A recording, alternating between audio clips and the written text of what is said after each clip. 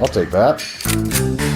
Welcome back, Guardians, to another Destiny 2 Dream Team video. I'm your humble host, Cranky Crab, and today we're going to talk about a build that I'm calling the King's Veil. I went back and forth about what to call this one, so if you've got a better name, go ahead and drop it down in the comments below. Love to see what you would call this. But let's start by talking about what Wolfpack role I think this build could fulfill. Now, having played this, I feel like this probably best suits either a beta or a gamma. Depends on how you want to play it. And as I was using it, I had to ask myself, could I use this as an alpha or an omega? And the thing is that you want to be using your smoke grenade on your teammates as well as yourself. And alpha is not usually in a position to do that, being at the front of the pack. And while an omega could be in a position to use it, I feel like the omega usually isn't as close to the pack. So I feel like a beta or a gamma would probably be the best to utilize this. And if you don't know what I'm talking about in terms of alpha, beta, gamma, and omega, we have other videos here on the channel that define that better, but that's basically how we define the way that people play the game. We think we've identified 4 different roles and play styles that people utilize to play first-person shooters and really different strategic games. So you can click on some of the other videos for more information on that. So if you've been around the channel for a little while, you may be familiar with our Chimera build. This one is going to be similar to that, but we're going to replace the Graviton forefoot with the Omnioculus. And if Misam isn't feeling lazy, I'm sure he'll put a link in the description or even a cheeky little click here thumbnail on the screen so that you can find out what the Chimera build is all about. So let's start first talking about which class we're going to be using. That's the Hunter Bottom Tree Nightstalker class. So this is the one that gives you the melee that is a smoke grenade that allows you to go invisible.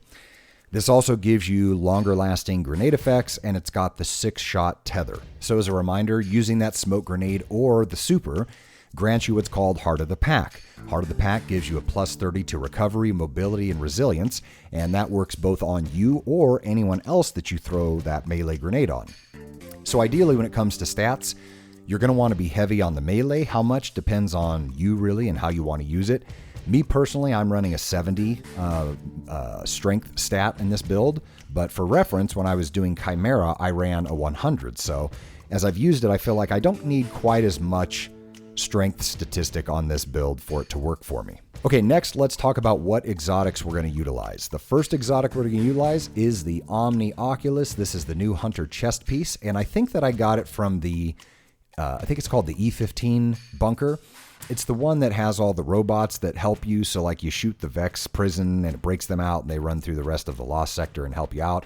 And I'm not going to give you a tutorial on it. I'm sure there's plenty of YouTubers out there who've done great tutorials on how to get through these Lost Sectors efficiently. But personally, I use the Bottom Tree Nightstalker, the Lament Sword, the new bow, the Imperial Needle, and a Night Watch Scout. And just for reference, it took me, I think, about 12 completions to get the Omnioculus. Okay, let's talk about the first perk on this chest piece. It's called Beyond the Veil. You gain a second smoke bomb charge and have damage resistance while you're invisible. When you make an ally invisible, they gain damage resistance and you gain melee energy. So real quick, let's just recap what we're doing here. We get invisibility. We get plus 30 to those stats that I mentioned, and we get damage resistance. And I think I was watching one of Lucky's videos, and he was saying it was like a 10% damage resistance. So you've got a lot going for you with this chest piece once you go invisible. And you certainly don't have to use the Bottom Tree Nightstalker. This exotic works with all 3 Nightstalker subclasses, but the Bottom Tree is the one that lets you take advantage of making your allies invisible, and that's the one that gives you your melee regeneration.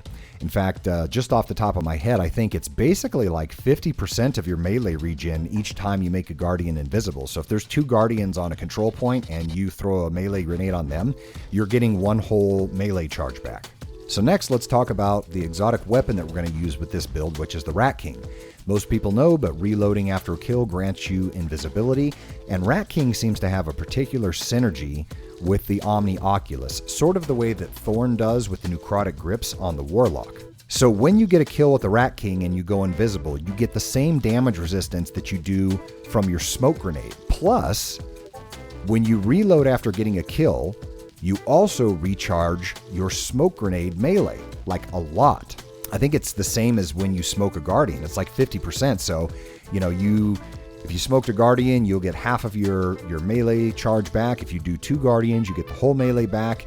If you get a kill with Rat King and reload, you get like half of your melee charge back. So with a high strength stat and these 2 exotics, you're basically going to have smoke bombs all the time. And as an extra bonus, if you have decent RNG and you've been running those strikes and you've got the Rat King Catalyst, you also get instant health regeneration after reloading after a kill.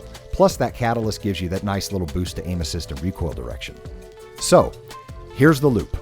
Go invisible, get the drop on the enemy, get the first shot while having damage resistance, win the gunfight, reload, go invis, get most of your invis grenade back and all of your health back, push the enemy with damage resistance and invisibility, and do it again. Feel dirty, take a shower. Respond to hate mail with compassion and kind words. Sacrifice a small animal to atone for your sins, rinse and repeat. And then as far as the other weapon you would run with this, why do you need another weapon? Just use whatever makes you happy. I'm using a nicely rolled bottom dollar because this season the Drifter doesn't hate me. And of course we all know that stasis is going to get nerfed at some point. It's just a matter of time. So it's nice to have other builds that can compete in a shifting meta. In fact, I can tell you that I got a wee ran out of medals with this build and I'm not Cammy Cakes. I could probably count on 2 hands the number of wee rans I've earned. So I think this is pretty competitive. I think it's strong. I think that if you're a good player, it's probably even stronger.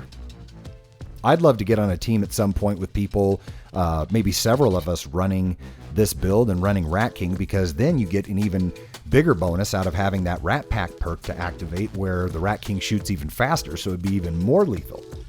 And as always with this subclass, the thing that is the least strong is the super. But I did find a hack for that recently. Get a PS5.